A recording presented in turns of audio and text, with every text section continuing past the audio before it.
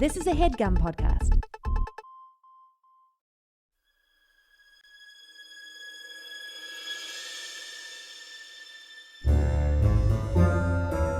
Oh, yeah. Welcome to A Funny Feeling Podcast. I'm Betsy Sidaro. And I'm Marcy Jarrow. This is a podcast where comedians tell us their paranormal experiences, and we listen to yours as well. Oh, yeah. And if you have one of these paranormal experiences that you want to share with us, please email it to us at funnyfeelingpod@gmail.com. Now get cozy. And prepare yourself to be scared silly. This is a Funny Feeling podcast.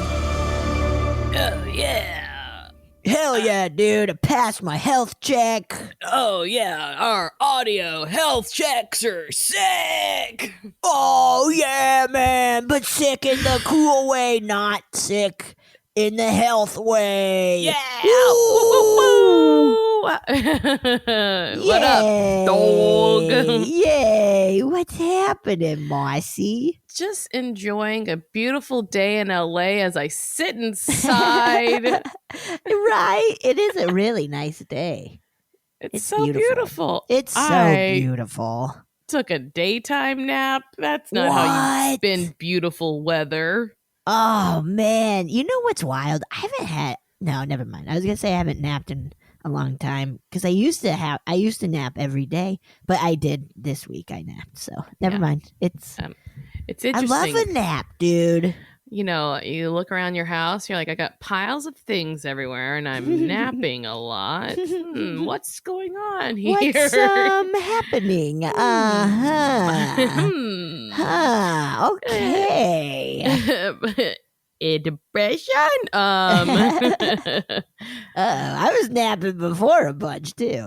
Before pandemic. Oh, I'm not much of a napper. I am a bit of a troubled sleeper in general. So. Oh, I'm sorry about that. You know, I've sort of been that way my whole life. Oh, yeah. I think I've told you before that I had like weird rules about when I could go to sleep as a child. Yep. Yeah, you did. Maybe a little touch of baby OCD. Yes, absolutely.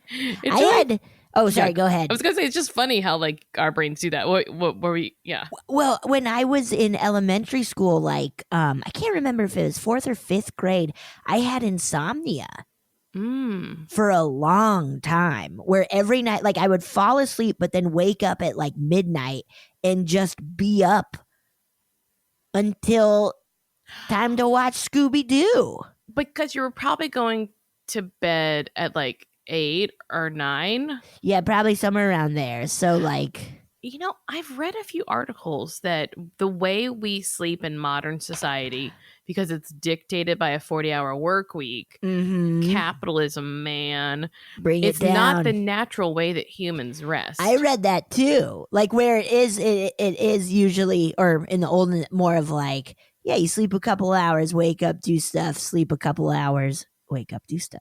Yeah, and that you don't wake up for like, you know, like 5 hours middle of the night, but that you would wake up for like an hour and a half, 2 hours or something. Right. Somewhere around what we call the witching hour. So you could go be a witch for an hour. I imagine that it's bed. Like the way people would do it pre-electricity is they would fall asleep like a bit after it got dark because they're sitting in the dark by candlelight and you get sleepy. You get too sleepy trying to read by candlelight. Honk shoes. Sleep shitty, man. Honk your shoes and go to bed. You're a fucking clown, honk shoes. You damn clowns. So they'd go to sleep probably like in the winter very early, like around 7. And then of course you're going to wake up like 4 hours later, which is, I can't do the math, 11. At 1 a.m. Which is, I don't know, the next fucking day, 11. Yeah. That does make 4 sense. hours after 7 is not 1 a.m. Yeah, it's 11. It's 11 p.m. It's 11. Which is probably 3 p.m. Yeah, so you'd wake up, and I think that's what people would, you know, probably like read a little by candlelight, fuck their partners. Definitely fuck. Oh, yeah. That's the time to do it. I don't think they were like getting up to do too much. I just think, you know. You're just kind of up and chilling out. And then you go back to sleep, and now we're like, no, everyone's got to sleep 8 hours, or you're sick. You're sick, and you're not sick. You're not gonna feel good. Like, that's the biggest health thing in the world. Everything is the biggest health thing in the world. Everything is, man. Everything is, man. And then you find out that your health is your wealth, and you're like, well, no. Come on, stop. This isn't what I want my wealth to be. My health can't buy me a house. Anyway, existential dread, right, guys? Hell yeah. My favorite kind of dread, dude. Oh, yeah. That and Locks. Love them. Love a dreadlock. Love Locks. Love Locks. Oh, just want to watch them move in the... And a dance. Just moving in a dance. All right. We came to talk about more fun, spooky stuff. More fun, spooky stuff. Hell yes. So I'm just gonna play. I'm gonna fucking play. Oh. I'm gonna fucking play. A story for you, Betsy. Donkey. Thank you, donkey. Oh, I have a high, real quick. Yes. Because of the Scottish accent, I highly recommend watching the original Wicker Man. That's all. Oh. It was one I discovered during pandemic, and I've watched it twice. Okay. It's really cool. It's fucking weird and cool. Okay. Anyways, there's a lady who's naked singing a song. It's kind of it's weird. Okay. Big wreck. Wicker Man. Wicker Man. The original. The one from the 70s. Not the Nicolas Cage one. That's old. I know. And I was disgusted at first. Ew. But then I gave it a shot and it fucking rules. Speaking of watching old stuff, I watched the 1974 version of Murder on the Orient Express. It's so fun. That's awesome. It's almost a real shame that I've watched Clue and Knives Out before I watched it, because you're like, well, this is the OG. Because it's like, oh, Agatha Christie did it. She started this all, man. There's a really great 70s version of Death on the Nile. Which is and it's like shot in Egypt. It's really cool. I never knew that Agatha Christie was like living in our times, like not my times, but because I don't know when she died. I think right around she died, she was around for Murder on the Orient Express, the movie, but not long after. So she must have. I think she died in the 70s, but however, I mean, alive, kind of in the 20th century. Yeah. I thought she was writing books a long time ago. Yeah, right? I know. I think I was blown away when I realized that too. Like, whoa. Because it's the name Agatha Christie just makes it sound like, some kind of, I don't even know, Charlotte, Bronte or something, hell. right? Yeah, old as hell, 1800s. I was gonna say, she rules. I highly recommend reading her books. They're really fun. I was gonna say it's like The Great Gatsby, but The Great Gatsby is written about the 20th century as well. Yeah, but it is that mind where you are like, whoa. I mean, the 20th century was long, dude. It's 100 years. A lot can happen in 100 years. A lot did, especially in that 100 years. A big ship sank. They went from only having black and white pictures that you had to stand still for. Yes. And horses to fucking Teslas. Dude, to little computers in our pockets, man. It's sick. It's fucked up.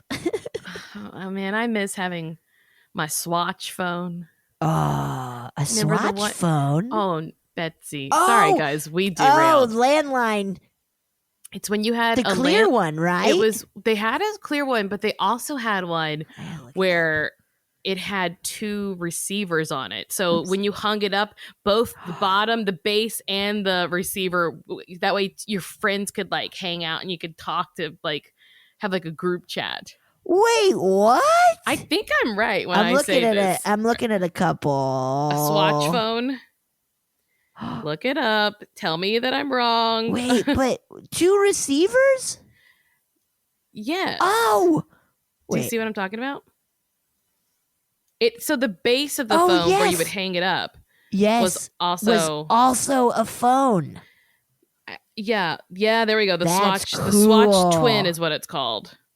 Yes, okay. Oh, that's a cool phone, dude. I just had the thick clear one. I had the thick clear one as well. Yeah, it was my sister's, and then I got it. Like, fuck yes, dude. I think my sister had this Swatch phone. Here, can you see this? Oh, yeah, it's beautiful. Yeah. Pink and teal, dude. Honestly, better times. Swatch phone, dude. You could prank call people so much easier. Oh, wasn't that fun? Before we knew about Star 69. Oh, hell yeah. But then you could do Star 67 so that they couldn't Star 69 you, dude. Block it. All right. Okay, enough about Swatch phones. Enough about how we're, in our late 30s. I don't even know if you are yet. I feel like you're younger I think I am, technically. Or you're mid. I'm 52. Oh, yeah, then you're not your late 30s. Okay, here we go.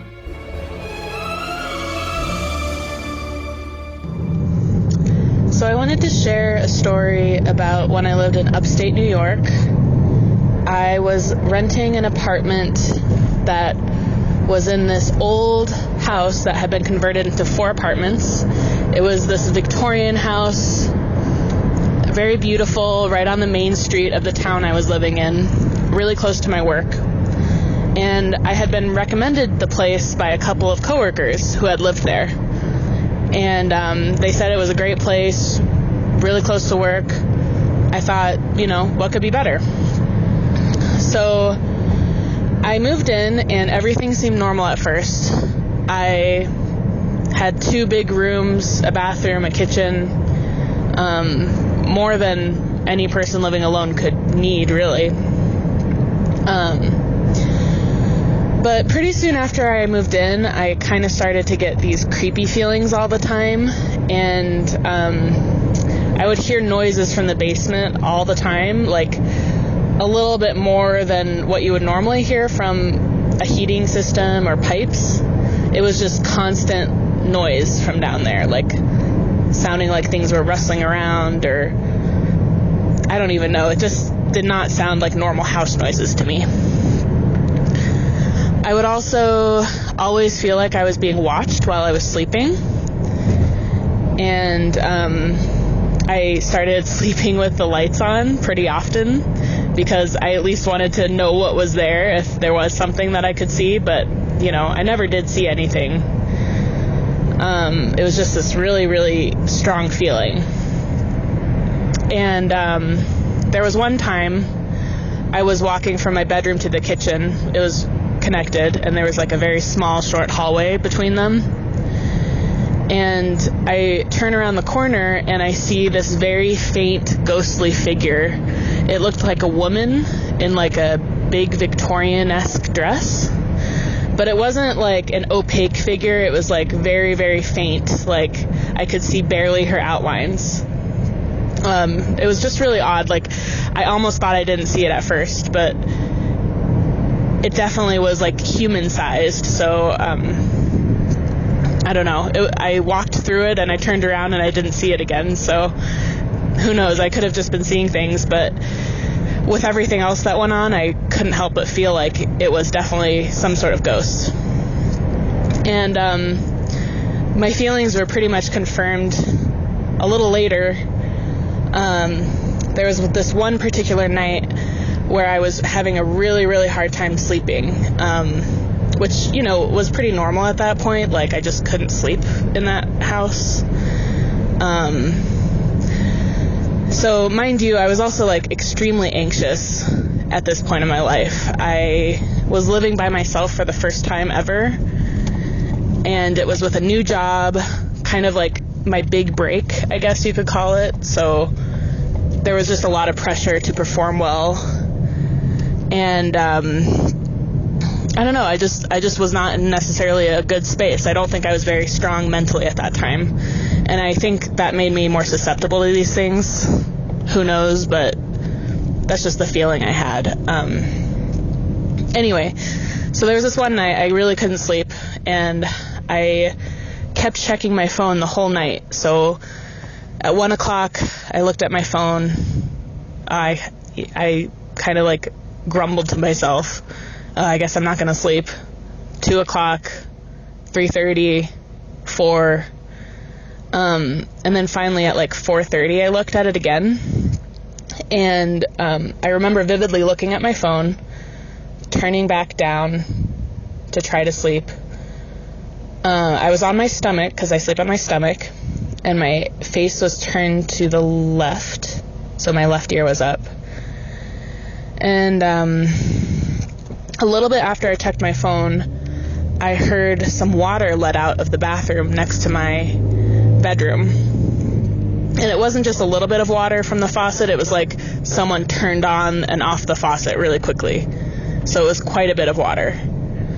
And right after that, I felt this overwhelming presence enter the bedroom, like right after the water let out. And it was like all the hairs on my neck stood up. At this point in time, I was like, okay, I'm not going to open my eyes because I do not want to see whatever this is. The presence comes closer to me, and then I just feel this weight on my back, like someone's pushing down on my back. Not in like a violent way necessarily, but definitely trying to get my attention, I think. And it also didn't quite feel like human hands. It almost felt like, you know, that feeling like when you get shocked, and it's like that, like your muscles are just tensing up from the shock. That's kind of what it felt like, but only in my upper back, like very odd feeling. So there's this pressure, and I'm freaking out at this moment. Like I couldn't concentrate. I was like flailing my legs and kind of grunting, just trying to like break free of it. Like, you know, I was kind of in disbelief, like, why is this happening? Why is something touching me? But the worst part was when I heard a woman's voice in my ear, and it was like this very low, raspy voice, and she kind of talked really slow. And this is what she said, and I'll do it in the voice so you can kind of get a picture of how creepy it was. So she said, "You are your blank," because I don't remember what the last word she said was, because at this point I was kind of flailing around, and I did not want to hear that voice. I was like trying to distract myself and just mentally freaking out. So she said, "You are your blank," and I have no idea what she said at the last word, but I kind of have a guess. I think she might have said, "You are your own." And to me, that just kind of means like maybe she was kind of trying to support me, or, you know, because whatever was in there, I think, could sense my anxiety. I don't know. Like, I have no idea. But I think that's what she said, but I would love to hear your guys' thoughts. Like, you are your blank. What could that be besides you are your own? I don't know. It's already kind of an awkward sentence, so I have no idea what she could have been saying. So I'd love to hear your thoughts. Anyway, so after the voice came, the pressure on my back let up, and I hopped out of bed and just like ran out of the house to Dunkin' Donuts and like spent my morning there before going to work. And that whole night my back really hurt, actually, or that whole day my back really hurt, I think, from the pressure that was there. So I don't know, it was just really odd, and I never really found out anything about the house. I quickly left that place. It was a month-to-month rental, and I was like, there's no reason for me to stay anymore. So I moved into an equally haunted house, I think. But nothing really bothered me there, and I had a roommate, so that helped a lot. Anyway, thanks so much for the podcast. I really enjoy it, and I hope you guys like my story. Bye-bye.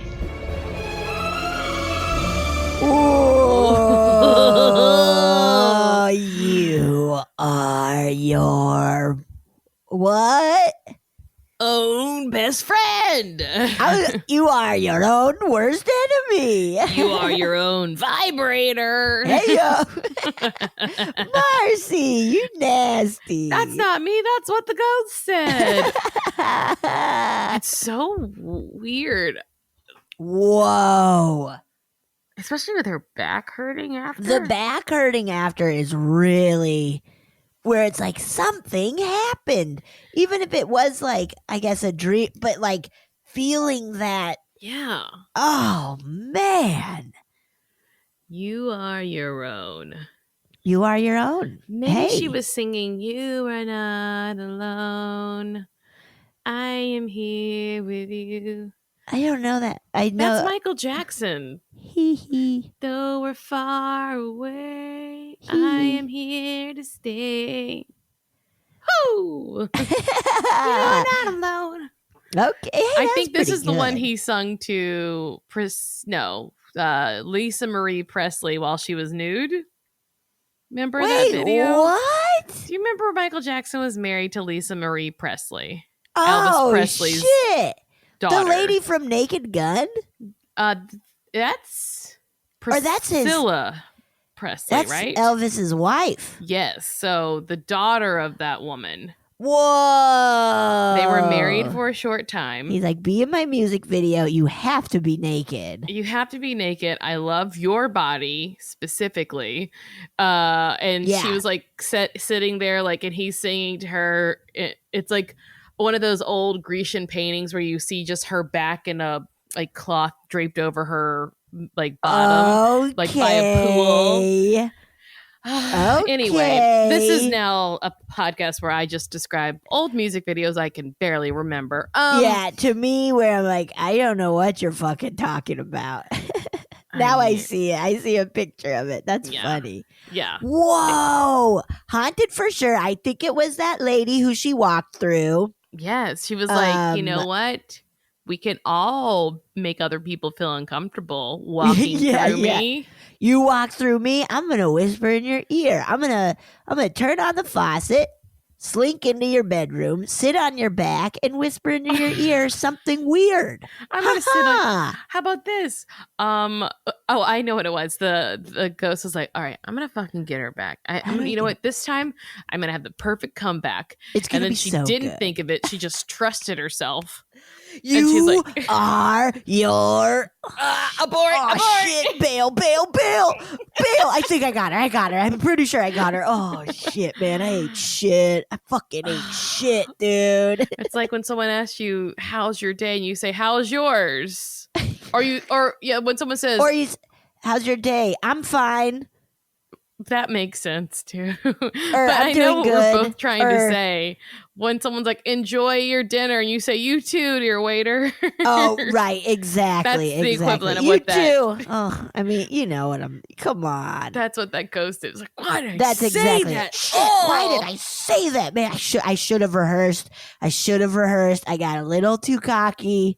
This is why I can't move on because I always had very awkward conversations. When I get a good comeback, I will move on. I promise. Okay, I will move on. I'm gonna be cool. I'm gonna be cool. Oh, I fucking messed up. Ooh, and then, that's scary. Then they moved into an equally scary house. I know, but this time with a roommate. Haunted, yeah. I want to know about that house too. It was really funny to think of. You're in a haunted house, but you have a roommate, so you're like, just go to her room. Yeah. Go haunt Betsy. Just go get Betsy. Loves ghosts. Yeah. She loves when they pull her sheets. She's gonna love it. Just go. Are you sure? Yes, she's gonna love it. Are you sure? She whispers. She loves when people whisper. She does. Okay. Yeah, okay. I'll whisper something. Okay, real quick.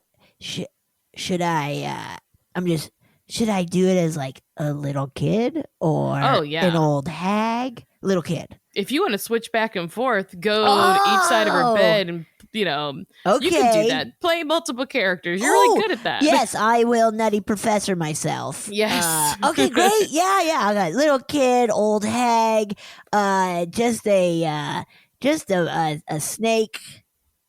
Just a snake. Be a snake slithering over her. Perfect. Okay, thank you. Good night. Good night. Good night. Oh, wait. Boo! Did it work? I got you. Fucking got I got you, man. Okay, have fun. Okay, I will. Hey, you're all right. Hey, you are your own. Nice, dude. And scene. And that's a scene, everybody. We're making a scene. We're making a scene. Oh, yes. Would you like me to read you one? I would die for you to read one. Marcy, okay. Okay, here we go. This one is titled, Did we create or import our ghost? Maybe quarantine ghost? Okay, here we go. Hey, Betsy and Marcy. Enjoying the podcast even more than usual in lockdown here in Ireland, where we recently moved from Seattle for my job. I'm a boring tech lady with a sideline in writing about beer history when I have free time. Ha! That's cool. That's very cool. I'm going to read about the beer history. You'd think I'd have a cool story about our Dublin house being old and haunted as shit, but no, as it was built in the late 1990s. The only thing it should be haunted by are the ghosts of finance bros, crushed egos from Celtic Tiger era investment fails, or so we thought. It now seems as though we may have accidentally created or possibly imported a ghost. Whoa. Okay, here we go. Shortly after we arrived, my kids were excited about watching a ghost hunting show set back in the Pacific Northwest, focusing on Port Townsend and its Palace Hotel. I think there's a Ghost Adventures about that. I think you've covered it before, back when we used to do work on the show. Whoa, you think? I can't remember. I'm never doing it again, guys. Sorry, suckers. Palace Hotel, which is allegedly haunted by one Captain Tibbles. Ooh, Tibbles. That's a fun name, Captain Tibbles. It was a cat. Captain Tibbles. Captain Tibbles. Meow. Meow. Both offspring thought this was hilarious in different ways. The 5-year-old just liked the sound of the name. Yep. And the 15-year-old went off. We got the same sense of humor. Listen to this. And the 15-year-old went off riffing on it. What? Is it haunted by a ghost dog in a fucking pirate suit? Fuck. Oh, no. Hell yeah. And you let your 15-year-old say fuck in front of you? That's cool. They both took to wandering around the house calling for Captain Tibbles whenever they got bored. And since we've been locked down in the house all together and haven't seen other humans for months, this started happening a lot. A couple of weeks into the Captain Tibbles jokes, little things started going missing. Books, keys, colored pencils, etc.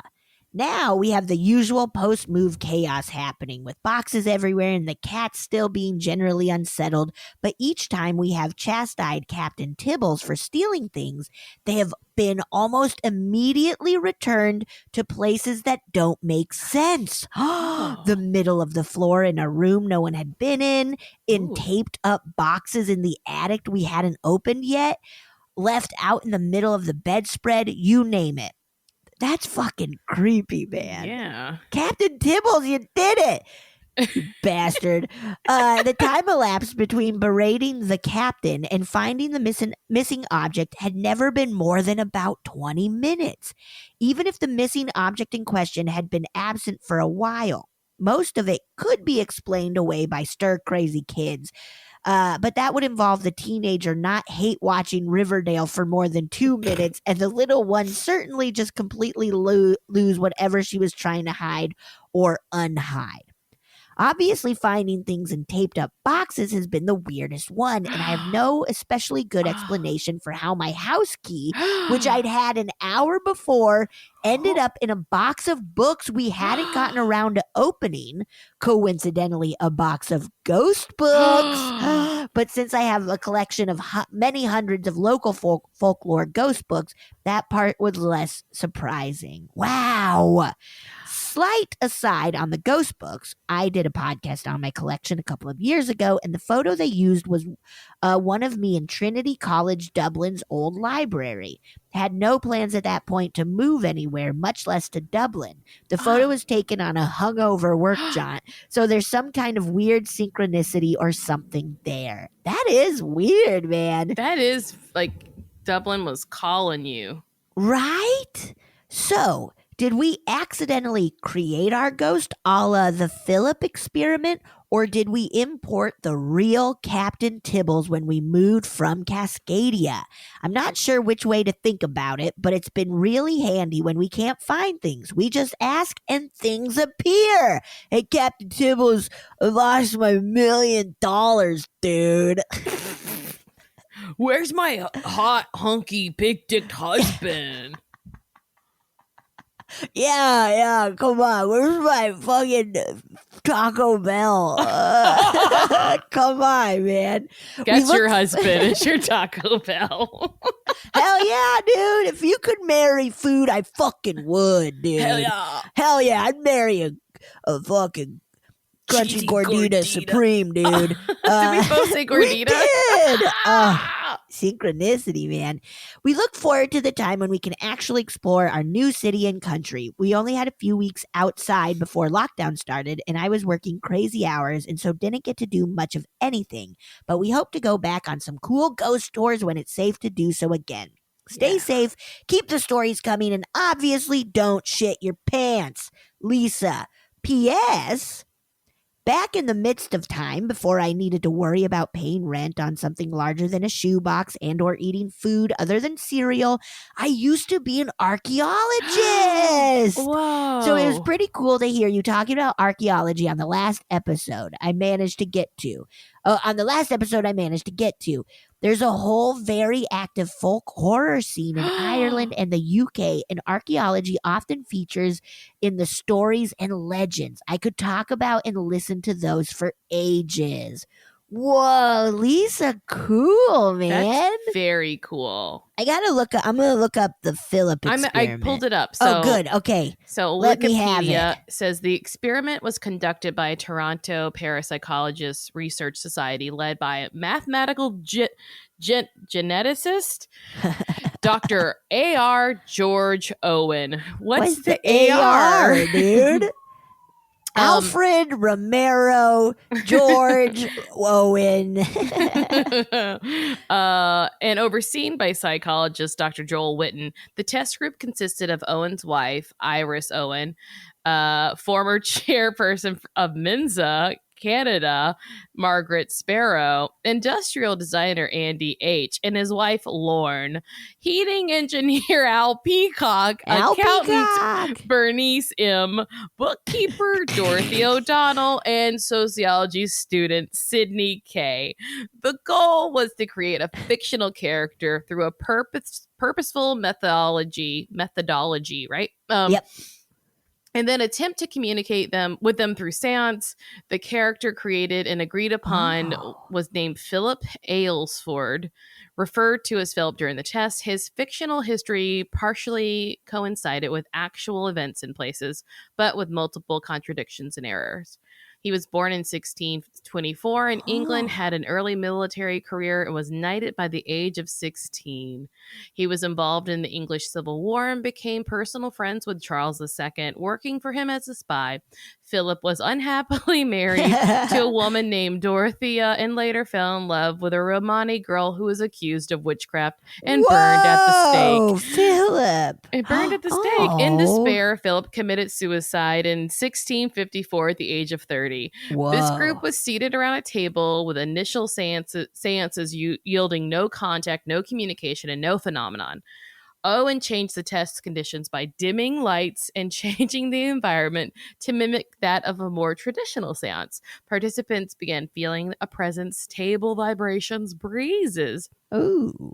unexplained echoes, and rapping sounds, which matched responses to questions about Philip's life.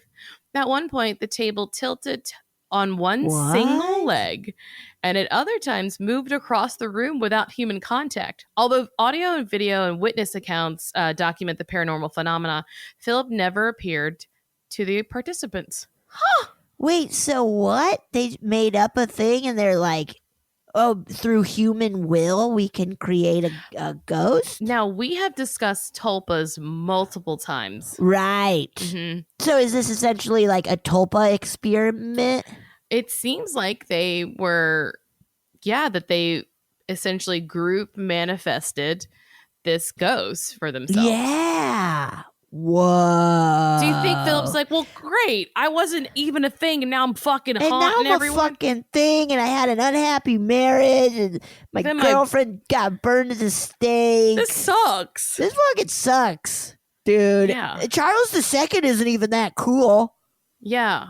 Charles II kind of sucked too, man. I don't really know much about him. I don't know a damn thing. Well, so criticism. The experiment has been criticized for lacking solid controls and providing ambiguous results due to the non-reliability of seances. Yeah, man. Repeated tests, which created fictional characters named Lilith and Humphrey, yielded similar results under similar circumstances and were deemed inconclusive. Overseeing psychologist Joel Witten concluded that the effects were produced by participants as a subconscious defense mechanism, causing their behavior to regress to a childlike mentality. All right, well, fuck you. All right, Joel. Yeah, come on, Joel. Joel is just bummed. He was like, I want 2 initials before my name. Yeah, I don't got initials. You know what, Joel? You created this fucking thing, so call us a bunch of immature kids, okay? Yeah, fucking call us that, you goofball. You goof doof. You goof doof. Joel's such a goof doof, dude. Goof doof. All right, wow. I'm gonna read something else if I can manage. Oof. You're doing great. And my mouth just is filling up with spit. It's like I'm choking on it. Swallow, Marcy, swallow. I start reading. I talk and read so fast, and I should go to a speech therapist to stop being like. You're doing great.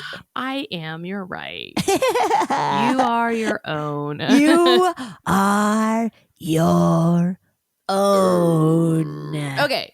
This subject of this one is doppelganger. Oh, shit. These are so scary. I hate them. You hate them? But I love them. I love them. Okay. I have to do this if you can't handle it, you wiener. Okay. Hello, Betsy and Marcy. I just heard you all read my story about the high-maintenance psychic diner. Oh, yes! Remember the diner? The person who was like, she worked at a diner and waited on this person who was like really demanding and rude. Yes. But then told her about moving away and marrying someone else, I think. Holy shit, yes. Okay, yes. Whoa, yep. Okay. And was elated. At the end of the story, I mentioned that I had a doppelganger experience from way back in the late 1990s and have decided to share it with you today. Yes! This story. Did you have a Swatch phone back then? Was your doppelganger on the other phone? Whoa! And I was talking to myself on my Swatch phone. Wah, wah, wah. Beep, beep, beep. Okay, the story takes place over the span of 8 years, so brace yourselves. This will be a longish one. Hey, hun, I can do it. Oh, God, it is multiple pages. Okay. Marcy, you got this. You got this. Okay, we can play popcorn if you want. I got this. I got it. Okay. It's not the longest one I've read recently. No. I sprained my tongue on my last one. Okay, here goes. I was 17 years old and had some friends over for a gathering one weekend while my parents were out of town. Party! Hell yeah, dude. Those were always so fun. My parents out of town. You guys want to drink a little bit of their alcohol? Yeah, but not just a so little much bit. that we can notice it. Yeah, it's fun, right? Towards the end of the night, about a handful of people remained, and we were all hanging out in the backyard on the trampoline. Oh my God. I had such a sense memory just then. Fuck, yes, We had a trampoline. We were party, man. Dude. Okay, it was around 1 a.m. and my buzz was gone, so I decided to go inside the house and do a once-over to make sure no one left empty beer bottles or condoms on my parents' nightstand or any of the bathroom trash cans. I was probably in the house for about 45 minutes before deciding to head back outside. Side note, at the time, we lived in a long mid-century ranch home. Ooh. Think the types of homes in Palm Springs, but a step down in glamour. Well, stayed that in some. Sounds fucking rad. Yeah, I want one of those houses so bad. I like it. You're like, wow, it's just all big, like one thing. It's all big one thing. Love it. I want one all big one thing. I want an all big one thing. That's all I want. All big one thing, please. All big one thing. The back of our home was glass windows and French doors that you could almost see the entire house from one end to the other. Guys, I just described it. All one thing. All one thing, dude. Oh, yes. Right when I stepped onto the back porch from the living room door. Wait. Sometimes it's hard to read the sentences. Okay. You know how you like your eyes want to skip lines sometimes? Dude, sometimes my eyes just like fucking cross. Give up. You know, where they're like, nope, we're done. It's like, okay, I'm sorry. Okay. I'm sorry, the back of our home was glass windows and French doors, so you could almost see the entire house from one end to the other. Yeah. Right when I stepped onto the back porch from the living room door, everyone on the trampoline screamed.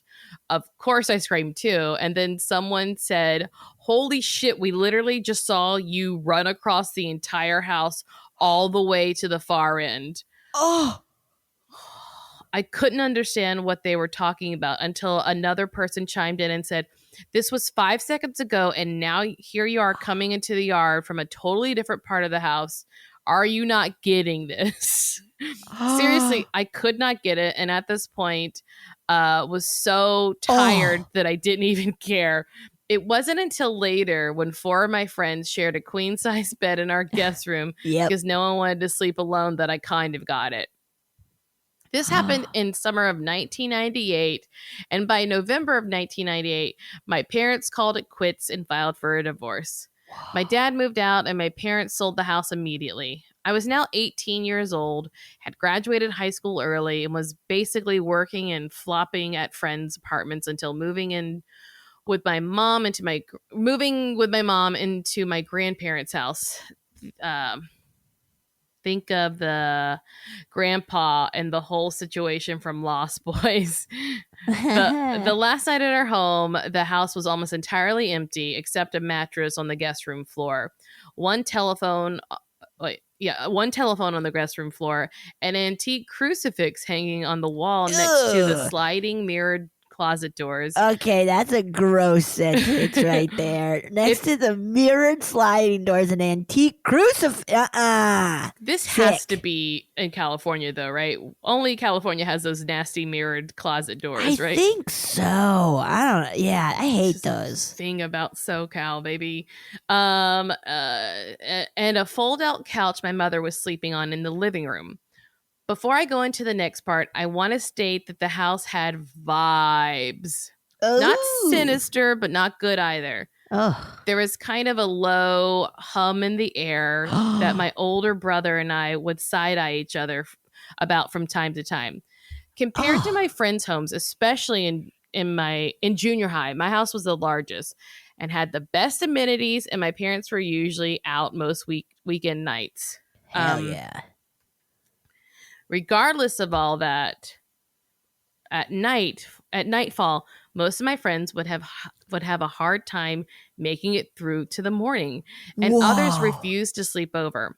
I never saw anything myself, but there were always strange noises and vibes.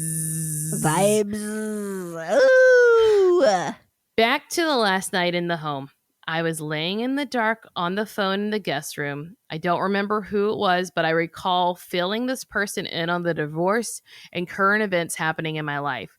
I was laying on my back and talking while our black Persian cat, Coco, laid on my stomach. Oh, Not Coco. even 10 minutes into the call, Coco let out a loud hiss and darted from the bedroom. She was not a sketchy cat, therefore this behavior alarmed me. I let the phone slip from my ear to see where she went off to when all of a sudden this guttural, primal, inhuman growl came from the closet. At this point, chills. I was frozen while letting the phone drop completely. The growl got louder and the closet doors started to rattle. And since they were mirrored, the reflection looked like the room was in the thick of an earthquake. I could not get my body to move until the growl happened a third time and the crucifix shot off the wall and landed face down on the floor. Okay, yep, ew, that's fucking sick. At that point, I got my shit together and booked it out of the room and straight to my mom. Somehow I managed to wake my mom, get her in the car, and flee to my grandpa's house. Yes, I left Coco, but she was long gone out the cat door and into the night. Ooh. The next day, my mom forced me to come back to the house with her, and although I was scared, I couldn't and didn't want to tell her the story because then I would have to admit to myself that it had happened. So I decided to bury it away. An exact year had passed, and Mom and I were settled nicely with Grandpa. It was the holiday season of 1999. Ooh, picture it, guys. Everyone was people were terrified. We're all gonna die. We're all gonna die. So scared. End of the world. Here we come. Oh God, what's gonna happen? It was the holiday season of 1999, and I was working as a picture framer at a major craft store. Joann's. Nice. Michael's. I'm just hobby. This was the second holiday season of hell for me at this job, and I was working 14 to sometimes 16 hours a day in the shop. Whoa. Around this time, I was sporting a cool burgundy pager since I didn't want my friends calling Grandpa's house at all hours of the day. That's so nice. This pager was my lifeline. One evening after a hellish shift, I was driving home when I noticed my pager had 14 calls from a friend of mine with codes 187 and 911, which is pager speak for drop everything and get to a payphone now. Wow. I held off until I got home, even though it was late. Even though it was late, I called my friend, and we'll call him John. John answered the phone, and before I could finish saying hello, John started going on about all sorts of things, like, why were you harassing a bunch of kids on a field trip downtown this morning? And are you okay? Are you cracking from your parents' divorce, etc.? Baffled, I asked him what the hell he was talking about and explained to him that I'd just gotten off a 16-hour shift. I was working super early this morning and barely had enough time to pee and eat lunch, let alone harass a bunch of kids all the way downtown. What? Perplexed, John let out an "oh," followed by a pause. You see, John's mom, who he was living with, was a 911 operator. And late that morning, she got a call from an 18-year-old girl who fit my description, who, with my name, and had been harassing and throwing objects at a group of children on a field trip. She had my name, but not an ID. Yes, Lisa is a common name, but my last name is very uncommon. I'm the only one on record with my name in the entire state. I didn't remember anything from that night, but a week later, I was at John's house and was talking to his mother about it. I recall her being very concerned and more concerned than I was. I chalked it up to being dumb and 19. I chalk it up to being dumb and 19. She said something like, honey, you need to figure this out. You can't have someone raising hell around town that looks like you and telling everyone that they are you. But, and I realize how lame this sounds, I could not even wrap my head around it. I don't think I even knew what the word doppelganger was back then. And we all have to remember that the only show on TV that was slightly paranormal was Unsolved Mysteries. Ooh. And maybe a special here and there on Discovery Channel. I'm sorry, I think X-Files was as well. Oh, shit. Okay, Marcy. Parasplain you. In 2006, while I was living in Los Angeles, I connected with an ex-boyfriend during the height of MySpace. Yeah. Cool. Who is in your top 8? Oh, God, remember that? Oh, so stressful. We so dated stressful. around the time of all this and went down back in Phoenix, my hometown. Oh, okay. So it was in Phoenix, not California. Okay, that makes sense, though. Close enough. So we dated around the time all this went down back in Phoenix, my hometown. He was now living in Burbank. Hell yes. And although we were about an hour's drive away, he was now living in Burbank, and although we were about an hour's drive away, I had no interest in seeing him again. I kept him at an arm's length via MySpace Messenger only. One evening, he messaged me while he was in Phoenix visiting his parents. He said that earlier that day, he was in downtown Phoenix having lunch with his dad and brother. He said that all 3 of them saw me. He then stood up and yelled my name, but I did not turn around. I assured him that it was not me because I was sitting on my couch in my apartment in Venice Beach. I'm sure he felt like I was gaslighting him or something because we went back and forth until finally I told him I had to go. I must admit that I did not put this together with what had happened 8 years prior with my friend on the trampoline and then John and his mother, the 911 operator. Right. As I stated earlier in this message, it was not until a few years ago, after hundreds of hours of listening to a myriad of paranormal podcasts, that I put this all together and finally came to the conclusion that I had a doppelganger. And as for the closet monster or whatever it was, today I was feeling that it was related to my doppelganger. As if it were the same energy source responsible for as if it were the energy source responsible for manifesting. Got it. A few months ago, before quarantine, I went to the gym and a receptionist behind the counter gave me a peculiar look and asked me, "Weren't you just in here 2 hours ago? I could have sworn I saw you come in earlier this evening." It took every thread of my being not to say, "God, I hope not." Hopefully today my doppelganger got some anger management therapy, does transcendental meditation, and runs a surf shop on the Australian coast somewhere. Hell yeah. Thank you both. Kisses and hugs. Whoa. Lisa. That's a wild one where it's like multiple stories. Yes. That's wild. Of where it's like, multiple incidences of doppelganger? Because usually it's like one or something. That is so nuts. Yeah, what's also, both these people were named Lisa back to back. Oh my God.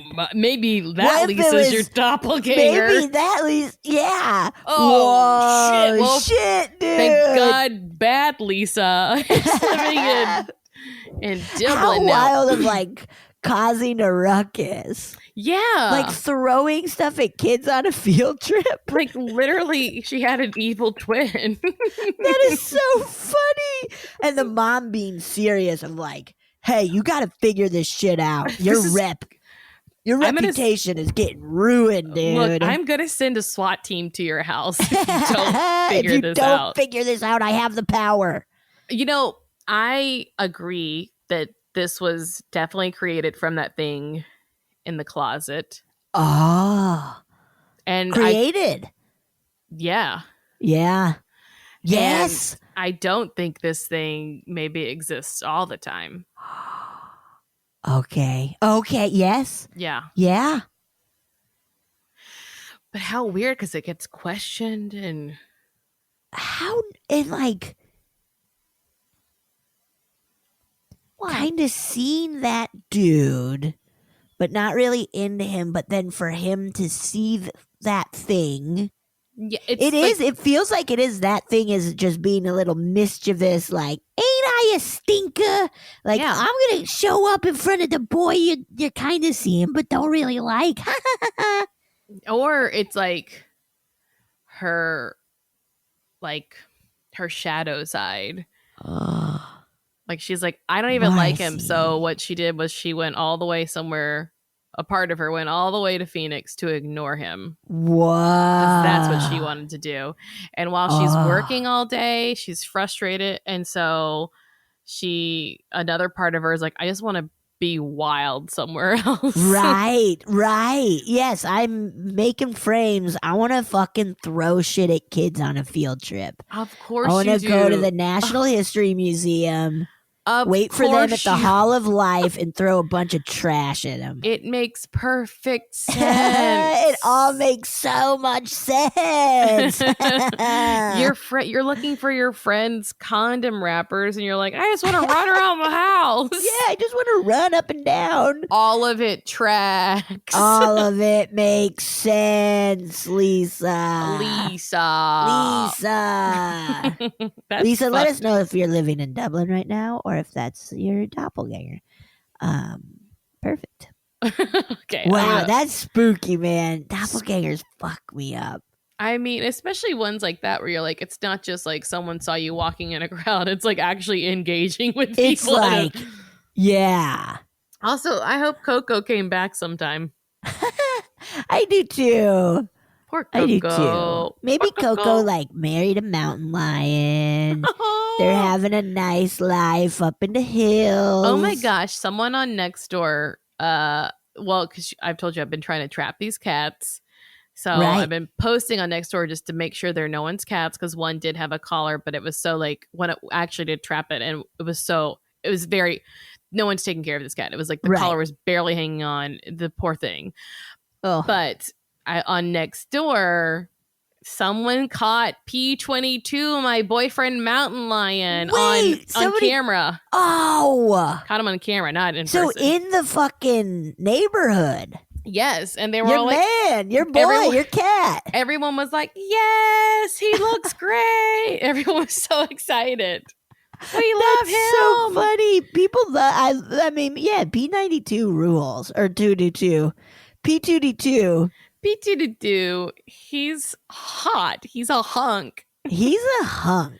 He's a hunky mountain lion. He is. He's famous, guys. Look him up. He's P22. P22. You can see him overlooking the Hollywood sign in downtown LA. He had his rough days. He once got into rat poison and he looked really terrible. Oh no, that's so sad. But they nursed him back to health. Hell yes. So, and he's causing a ruckus. I love that. Cause a ruckus, P22. P22. I salute you. Because he's only one of two males we have in this mountain lion range. Really? Mm-hmm. How many females? Do you know? I don't know exactly, but like enough. Yeah. The problem is their cubs don't always make it. Oh, they get hit by cars, guys. We have to stop spending money on anything besides housing for our unhoused friends and for overpass for wildlife. Thank you. No more schools get funded. No more roads get funded except for wildlife overpasses. Yes. And the kids go learn with the mountain lions. All right. I don't know what I'm talking about, so I'm going to listen to another one. I love it. Yes, let's do it. Hey, Betsy and Marcy. Just calling in from Clearwater, Florida to tell my ghost story. I was really sad to hear that with Horny for Horror, the child didn't make it, but I'm glad that I found a new one to entertain me with haunted tales. So my story starts when I moved out to Denver in order to finish college. And I moved out there to live with my aunt and my uncle and my two cousins who were about high school age. One of them had just graduated. The other one was like a junior. And I moved out there. My sister rode with me all the way out there because it was my first time moving cross country. And we got there, and probably the second night or so we were there, the beds they have is a trundle bed, where it's basically, it looks old school, like from the, I don't know, it's not actually from the 1800s, but it's kind of designed like something like that. But then it has like a roll-out bed underneath that you can pull out. So I was sleeping on the roll-out bed, and my sister was sleeping on the bed, the higher up bed. And they had an asshole cat who would just attack your feet for no reason, or you'd just be petting her and then she'd freak out and attack you. So I told my sister, I was like, don't let the cat in the room when you go to bed. Whatever you do, make sure the door's shut and the cat isn't in there. So I wake up at, I don't know, it was 2-3 in the morning, somewhere around there probably. And I wake up because I felt something. I'm sleeping on my back and my feet are together, and I felt something standing over the bottom of my legs, like 1 foot on each side. And I thought it was the cat. And I woke up and I turned on the light. I was like, what the hell? I told you not to let the cat in here. And I'm freaking out on my sister. And she's like, I didn't let the cat in here. What are you talking about? And the door's shut this whole time. So the cat couldn't have got out if it was in there. And after a couple of minutes of looking, I was like, the cat's not in here. What the hell was that? And my sister's like, that's not funny. Shut up. That's not funny. I was like, what are you talking about? I was like, it's a damn cat. She's like, that's not funny, Adam. I was like, okay, whatever. So the next day, I find out that my 2 cousins who were sisters used to sleep in there. And my older cousin slept on the pull-out trundle bed. Well, apparently a year or so before that, they had, well, maybe not that long, but they had woken up, the older one had woken up, and she noticed that in front of the curtains, she could see like the outline of a shadow. There was no like definition to it or anything. It was just like a person kind of standing in front of the curtains. And it was towards the foot of her bed, where the way she was sleeping. And she woke her sister up. She's like, can you see that? And they both saw it. Well, they had told this story to my sister, which I had not previously known. So back up a little bit. My older cousin, about a year or so before, her boyfriend, when she was still in high school, had gotten killed in a car accident. He was riding a bike and he was hit by a car. But they were, as far as I know, they were actually still together at the time when it happened. Maybe they'd just recently broken up, but so he used to hang out over at the house all the time. And the bed that I was sleeping on, the bed the older cousin was sleeping on, was the same bed she used to sleep on. And on the back garage, all of the friends, it was a very small, close-knit high school, so everyone knew each other. And they had painted sort of like a memorial to him. They'd done graffiti and stuff all on the side, with his name and pictures and things like that. So there was a memorial to him at their house. And then these 2 things happened. And I was like, whoa, that is kind of creepy. I was like, but I mean, it's just, waking up from a dead sleep. So fast forward 3 months or so, I'm still living there.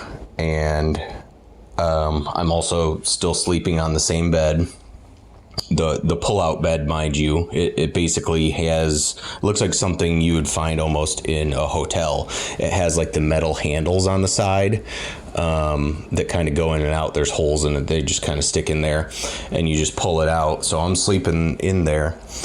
And I remember it was probably it was right before 4 a.m, like 3:50, 3:45, something like that. And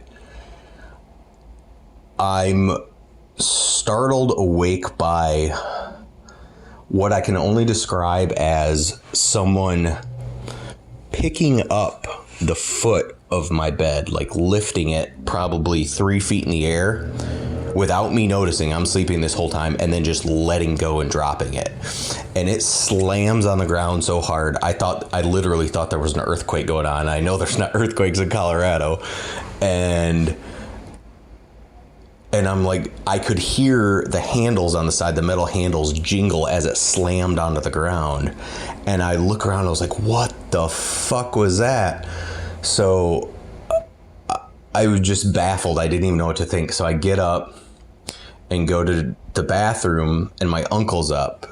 He was very early bird. He would be passed out in his chair by like 5 o'clock because he would wake up at the ass crack of dawn to get work done. And he's sitting in his office, and I go, did you hear that? And he's like, yeah, what the hell are you doing in there? I was like, I don't even know that I answered him. I might have just told him the next day because I was so confused as to what just happened. So I go to the bathroom, go pass out again, and it wasn't scary. Like I was able to fall right back asleep. It was just weird. And it kind of felt like, you know, he was telling me that, you know, hey, I'm here. At first, I think it's because it was maybe a weird guy in his girlfriend's bed that he didn't know. But then once he probably realized it was her cousin, and I tend to be open to those sorts of things. I'm not like Betsy in that I would like to see more if I could. But, well, I'm kind of like you in that I don't want to see too much. But yeah, so. And so the other thing is my uncle, who was there, is a huge prankster. He's actually fallen asleep in closets waiting to scare one of us because we took too long to go into the room he was in. So it completely crossed my mind that he could have done it. That's why I kept following up with him afterwards and asking, are you sure you heard that? And he's like, yeah, I absolutely did. But there's absolutely no way he could have came in the room, done that, and then by the time I wake up, ran out the door and closed it. It would be virtually impossible. So that's my ghost story. Hope you like it. Love the show, and hope to hear as much as possible coming up. Thanks, ladies. Okay. Ooh, holy shit, man. So I got confused in the timeline. When the thing stood on his legs that he thought was a cat, was the boyfriend already passed at that point? I don't know. I got a little confused too. Well, needless to say, oof, that, yeah, I think you're right. The boyfriend's like, who's in my who's girlfriend? here? Oh, okay, it's your cousin. Right, cool. That's all. That's cool. That's cool. I support that. That's cool. That's cool. Also, Whoa. like, I mean, uncle pranking you by like jumping out of a closet is very different from like waking you up from a dead sleep. From lifting your bed like that. That's hard. That's got to be kind of hard to do. I could do it. I'm strong as hell. But it's just so. I mean, Marcy, I wasn't talking about you, of course. I was like the general public. Yeah, no one's got hard to lift a bed up. You gotta lift with your legs, Betsy. Dude, never your back, always your legs. Remember that. Don't even use your hands. Don't even with your legs. Just try it with your legs, and if you can't, it wasn't meant to be lifted. Okay. And then if it comes back to you, then it was always meant to be.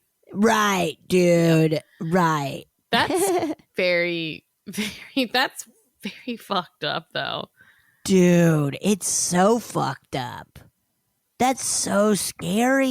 Yeah, I just keep thinking about that cat, too. Right. Also, like, well, I mean, now I'm starting to just be like, anyway, leave us alone everywhere. But I'm like, in bed is so, when you're in bed, it's such a, like, safe. You're so vulnerable, so you like to feel safe. Yeah. So leave the beds out of it. Leave the toilets out of it.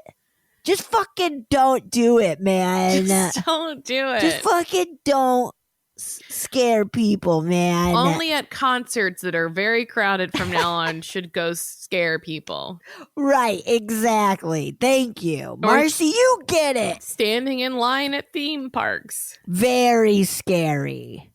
Yeah, haunt us there. Haunt us at Disneyland standing in line. It'll be fun and exciting. Just be like, tap on someone's shoulder, be like, "A fast pass." A fast pass. Fast pass. Yeah, give people fake fast passes. Oh, And be yeah. like, the ghost gave it to me, man. They were like, "Oh, at the haunted mansion? Okay." Okay, good one. Oh, sure, I bet they did, didn't they? Oh, yeah, I bet they sure did. So rude. Yeah, So come rude. on. Come on, Disney worker. Supposed to be a little bit nicer. Yeah, of all people, you're supposed to be nice. You're supposed to be unbelievably nice. Now go fetch me an ice cream cone. Okay, thanks. Bye. Pew. Okay, I'm going to read one. Oh my God. Okay. I'm This excited. one says, "Quarantine spook." Ooh. Hey, I'm Shay and I live in Maine. I've just recently gotten into podcasts. By the way, your guys' is the best so far. Thank you. I hope you can make sense of all this, but here I go.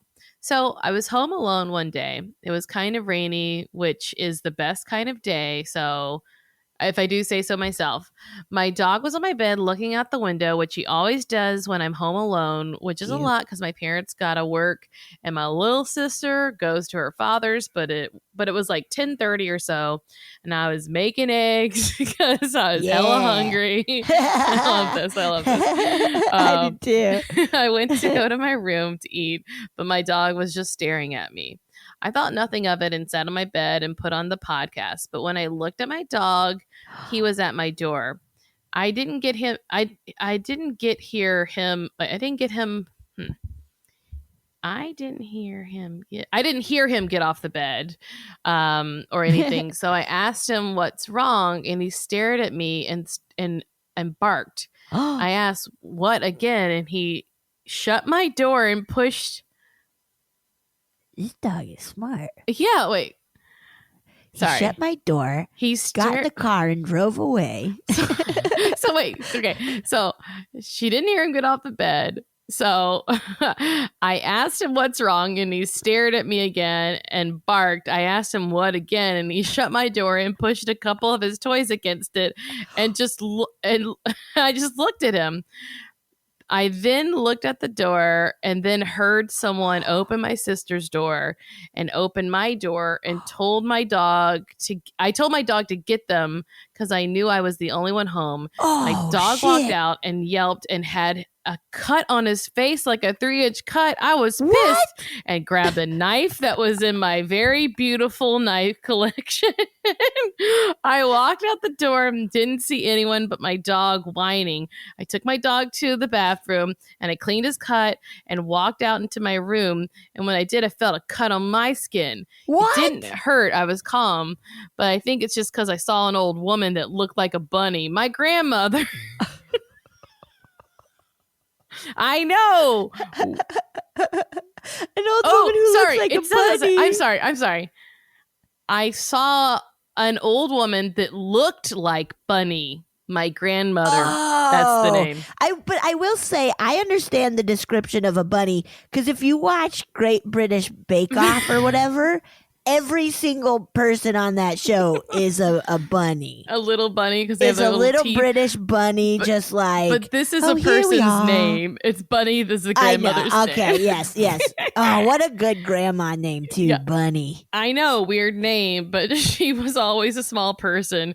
She was stabbed 33 times all over her body. I don't know how she was here, but my mother has a necklace and some other things with her ashes. And I told my mother when she got home, and she told me she died before I could meet her. But when I saw her, it was like I've seen her all the time, like, you know, one of those aunts or uncles you see when you grow up, but not all the time. The next day, I heard her say, "The bad man is gone now." And over my dog was like, and I heard her say, "The bad man is gone," over and over. Great. My dog was laying on the bed and I saw his fur move like someone was petting him. And I was so scared. I went outside and over to my neighbor's house. I was terrified to death. All I could think was the bad man was gone. That night, I said thank you and fell asleep. But before I fell asleep, I felt like someone kissed my forehead. Again, I'm sorry if you couldn't keep up, and I still don't know how I got that cut or how or how it is to me, or now, sorry. I still don't know how I got that cut or how it is to me, and now me and my dog won't go anywhere in the house without each other.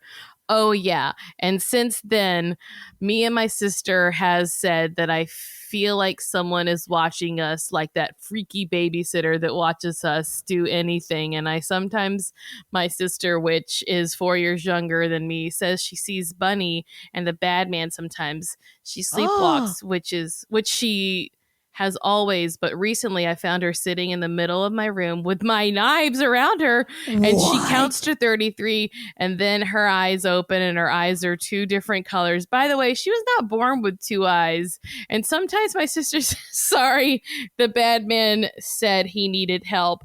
I ask, what the fuck? I ask with what, and she passes out. I have many more stories that have happened, and they only get worse, by the way.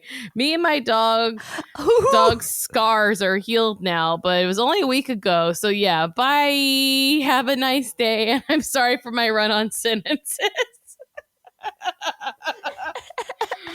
Shay. Whoa, Shay. Shay, you gotta throw me a punctuation. You really got. There's a comma, even if you're a little comma happy. Just if you say it in your head, and if you would take a breath, that's a good place. This story is fucked up, though. Your poor grandmother. Like, yes. Whoa. And then the dog getting cut and Shay getting cut. But then everyone's healed within a week as well. And what about this sister who's 4 years younger, and she's sitting surrounded by knives? Sister talking about who's helping bad man. She's like, sorry about that. I had to help the bad man. Sometimes a bad man just asks me for help, and I'm too polite to decline. Oh my God. Shay, send us a picture of your knife collection. Yeah, I want to see your beautiful knife collection too. I just want to know. Wow. Okay, also, what brand? Because I don't like my knives so much. Right. My knives are pretty bad. Yeah.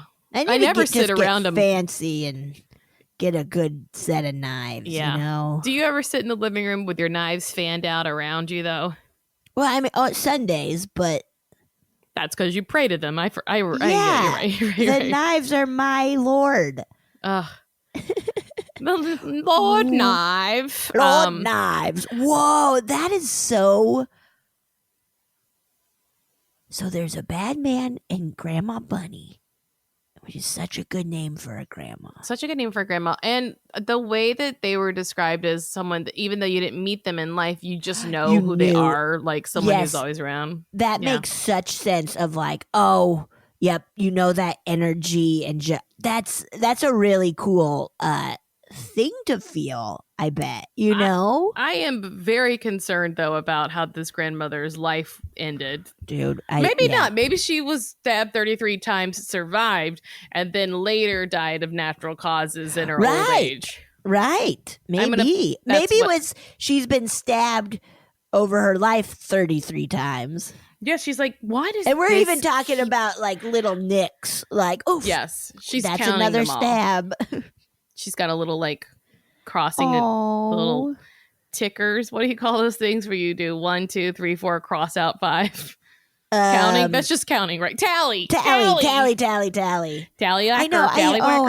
That is so sad. Yes.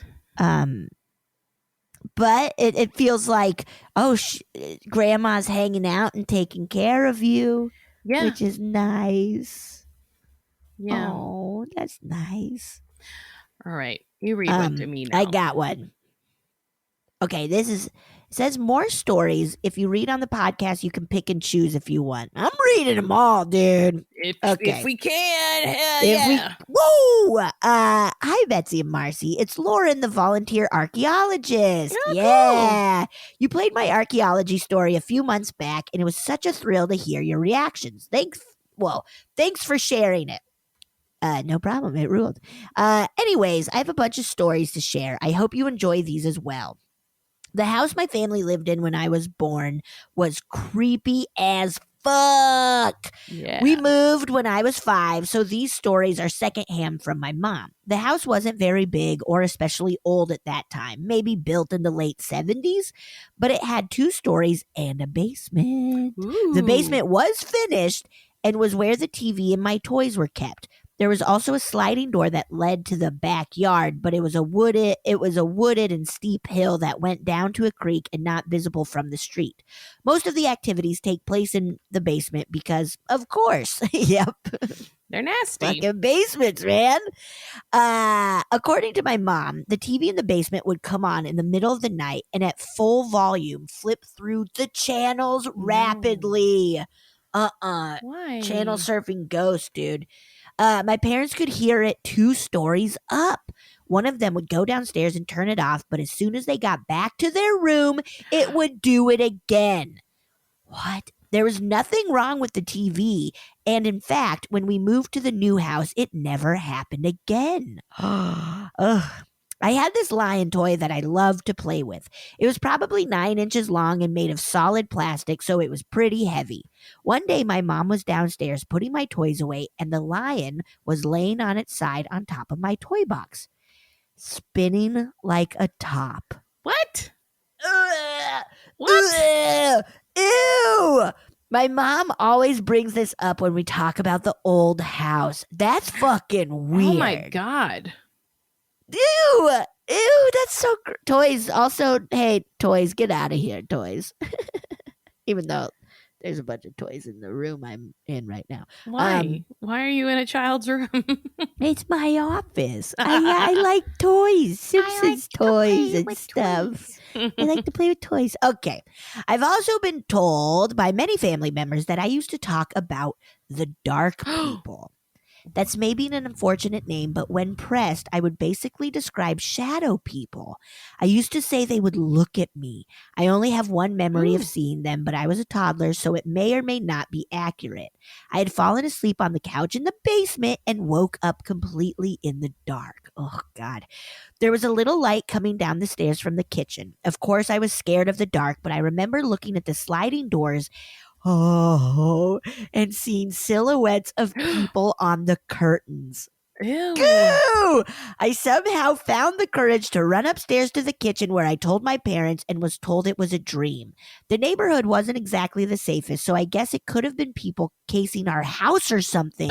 But we never had a break-in while we lived there. That is, either way, ghosts or people casing the place, too scary. Don't want it. Perhaps the scariest story my mom tells starts right after I was born. She would be rocking me while nursing or putting me to sleep in my nursery and then suddenly feel this overwhelming, dark and heavy presence. She got so scared that she would immediately run out with me in her arms. I'm not sure how long this went on for, but she eventually made friends with a neighbor who also had a daughter my age, and they would take us for walks together. At some point, Ghost came up. The apple doesn't fall far from the tree, apparently. And this neighbor revealed that she is quite psychic and has seen and communicated with ghosts since she was a little girl. Ooh. My mom told her about my room, so the neighbor said she'd come over and do a clearing. One afternoon when my dad was at work, he is maybe the only Catholic who doesn't believe in ghosts, the neighbor and my mom went up to my room. They sat down, lit a candle, and the neighbor began to do automatic writing. Oh. For those who may not be familiar, automatic writing is sort of like a Ouija board, but the medium holds a pen in their hand and lets the spirits write through them. This is what happens in The Changeling. The lady has a pencil and it's just like, Joseph, room. Very scary. The neighbor was so good that she could hold a full conversation while her hand would just be writing away. I saw her do it and it was amazing. Whoa! The spirit in my room came through with an incredible story. She was a slave or former slave and had an obviously hard and sad life. She was shunned by her community and was very misunderstood. She may have had a mental illness or PTSD. The community called her Manic Haze. My mom and neighbor read her story and asked her if she knew she was dead, and she said she did not. They asked if she saw a light, and she said that she did, and they told her it was safe to go to the light where she would find peace. My mom says that the room became lighter immediately after that and never had a problem with that room after that. My personal theory is that she was afraid of going to the light because she had a lot of distrust and felt and fear left over from her life. Yes. Yeah, man. I'll leave you with one more folk story. Folk. Hey, listen up, folks. Folk story. That I'm saying that right, folk, right? Yeah, folk. Folk story. That's I feel for folk. A folk story. Folk. It's a folk, like folklore. Yeah, I know. It sounds so weird, man. You're gonna get in trouble if you keep saying folk. Hey, fuck off, dude. Fuck off? Fuck off, dude. Fuck you, miss. I'll leave you with one more folk story from not too far from my hometown. The Legend of Moll Dyer, St. Mary's County, Maryland. Legend of Moll Dyer. St. Mary's County, Maryland is a very historical site and is one of the earliest English settlements in the country. It's not clear when the story takes place, but my guess would be in the 17th or early 18th century when witch trials were still a thing. Moll Dyer was a spinster and general outcast in her community. I bet she was like 30 years old and not married. And they're like, you fucking spinster, you're nasty. The stories children would tell about me if I lived in my hometown. Oh my God. I would have been burned years ago at the stake. They would be but like, that woman's a witch and you can't you can't go by her house. She's got so many cats. And I mean, Marcy, now that you're describing yourself, I think you might be a witch. Yeah, but kids in the neighborhood don't talk about me because it's busy. You know, it's a big city. It's a big city, I'm going to go start talking to the kids in your neighborhood and be like, she's go a talk witch, to Ruby, dude. my next door neighbor. She'd probably be like, well, I thought something was up now that you mention it.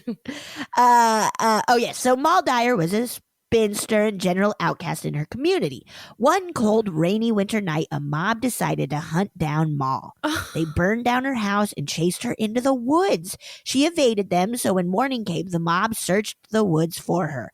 Ooh, her body was found frozen, and her hand was pressed onto a rock. When they removed her body, they were shocked to discover that her hand left an imprint in the solid rock. The rock was brought into the town and placed by the jail and is now located outside of the St. Mary's County Courthouse. You can go and put your hand in her handprint. Ew! It's easy to Google the story, but here's a link to the Astonishing Legends podcast who wrote about it. I'll also attach some pictures. Thanks for reading. I'm a huge fan of y'all. Lauren. Ooh. Okay, Betsy, I am looking at this rock and I don't see a handprint. I know. I was just looking at it too. It's hard. Okay. And Lauren writes, it's hard to see the hand in pictures. I can attest that it does feel like a small handprint when you touch it. You can sort of see the groove that looks like a finger in the bottom center of the rock. To the right of the groove, you can also make out what looks like a thumb. It's helpful when you see other people with their hand on it. Right. You get like a better idea. Right. Whoa. Moll Dyer. I Googled some people. You Googled some people? It's very funny because some people like just have a sexy picture of their leg on it. And it's like, that's not what this is about. That's very funny. Hubba. Oh, bubba. Moll Dyer rock. I do see a lot of people. It's, it makes sense that it's hard to see because it's just all the same color. Oh, I see it. Yeah, people are having fun. People love it. Dude, we got to go to Moll Dyer rock, dude. Moll Dyer rock. Moll Dyer rock. Oh, yeah, I see the sexy leg. Sexy leg.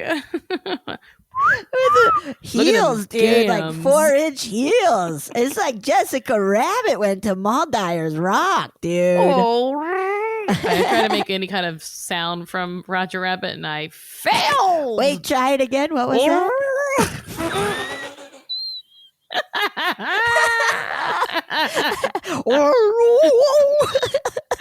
I was trying to make know the sound when his bow tie spin. Even that's like, I guess, kind of Roger Rabbit. Oh my god. Oh my god. I feel so stupid. These were awesome. It's really These great. were so great. Thank you, everyone. Crying forever. We love them. We love it so much. We hope you're all doing well. We've got bananas. Do the Roger Rabbit sound. It changed. I got better at it, honestly.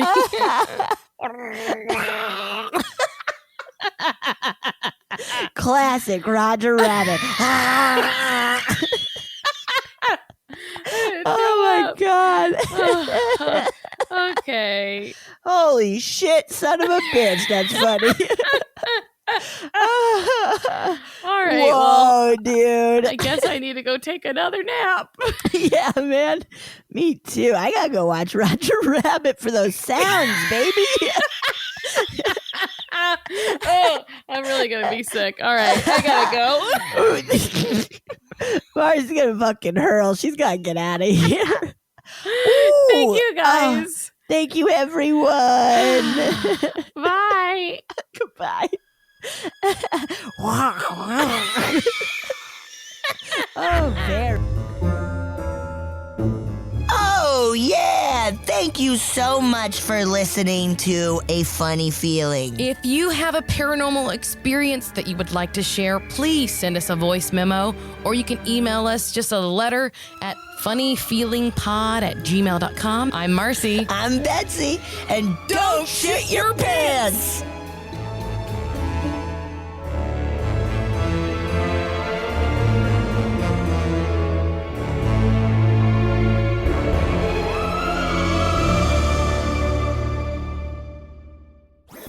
That was a HeadGum podcast.